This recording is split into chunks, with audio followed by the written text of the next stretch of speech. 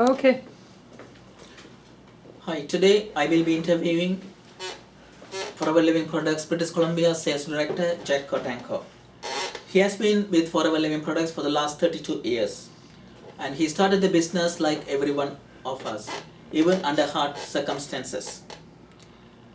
He has traveled around the world while doing the business, and also he has traveled to many rallies free.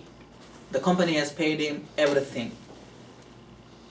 So let us welcome Jack Kotanko. Thank you very much. Oh, Jack, tell us how do you started with Forever Living Products? First of all, I had worked at a health retreat for a few years. I helped build one. And so we were kind of into natural products and that.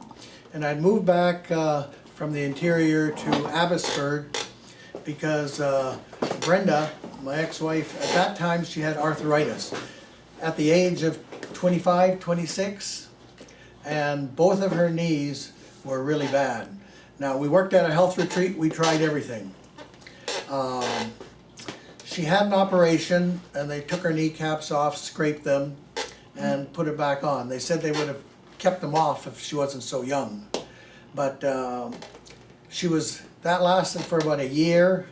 It was a year and a half later and she was scheduled for another operation to have her kneecaps taken off. We were actually out at a church camp, and one of the fellows that I knew from the health retreat saw me and he asked, "How's Brenda doing?" I says, "Well, she's not even here. She's having really problems walking." And he says, "I know somebody that has something that may help her." And I says, "What?" And he says, "Aloe vera." Well, I knew a little bit about it from the health retreats and that, but it wasn't much known, 30 years or so ago, 35 years ago. So what happened is what happened then next, an elderly couple walked by us at the campgrounds and he says, "There they are, Stan and Jerry Kapners." I was introduced to them. They said she needs to try some aloe heat lotion. And I think right here, this one. This is what's made me a fortune. So I drove back from Abbotsford to Hope the next evening, and they had gone home and they picked some of this up. When I took it back to Brenda that evening, I remember it as clear as anything. She put this on and she says, "What in the world is in here?" Because we were going across the line and getting products, things for her, drugs and that for the pain. This was the first thing that relieved her pain. Now she was ready to drink the aloe vera juice, even though she didn't like the taste of it. So we went across the states. We had to go at that time. It wasn't in Canada.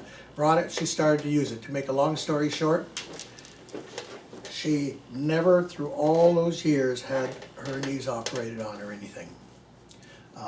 That's been now, she didn't for 40 years, I guess, 40, 55, yeah, just about 35, 40 years, by using this and aloe vera juice.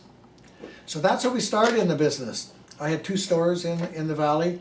I was working at that full-time and doing this part-time. Once a week I would do a meeting in my store. I'd clean things away, bring in chairs that I rented, and do a meeting. Then we went out and did some home shows and that. Just a little bit on the side all the time. And that's how it began to grow. I didn't have a lot of time to do it because I had to work. I was busy. But I found other people and I helped them. Because I would go to home shows with them and that. They'd learn, they'd do it. Then a couple of them would do it together. I didn't have to be there all the time. Until kept on going. Then I ran into some circumstances where I lost everything. Building with 3 suites upstairs, a place behind, another house, and I basically started all over, single. And so I had to work, keep going. So what I did is I started doing some construction. I worked at that part-time, and I did Forever Living Products.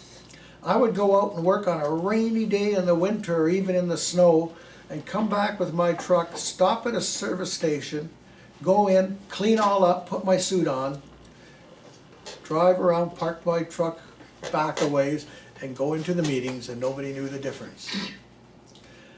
At times it was so bad, we had to back then do 4 cases ourselves every month. You couldn't have it from your new distributors. I tell the story where one month, it was the end of the month and I didn't have my 4 cases. And either did a fellow I sponsored. We needed to have money, we needed those cases or we wouldn't get our bonuses. So I went to his bank with him, wrote a check to him, and you know the numbers on the bottom of your checks? Took a pen out, and he poked a couple of numbers out. And I says, what are you doing? He says, well, now it can't go through the computer. We get another day, grace. So that was a Friday night, late on a Friday evening. Then we went to my bank. He wrote me a check. I did the same thing. And we knew we had to have the money in by Monday evening for sure. It would give us the Monday and maybe Tuesday. And we both got the money back in. Now, how did we do that? Miracle. There was a want. You had to do it. And I said to him after, I says, Clayton, why didn't we do this at the beginning of the month? But it's a fact, we procrastinate and things we do. But if you set your mind that you have to do something, you can do it all the time with it. Thank you. I will go with the next question. And we understand you started with under hard circumstances. That's my hard circumstances I Okay. started under. Yes. Now you are a regional sales director for BC, and we know that we have a lot of distributors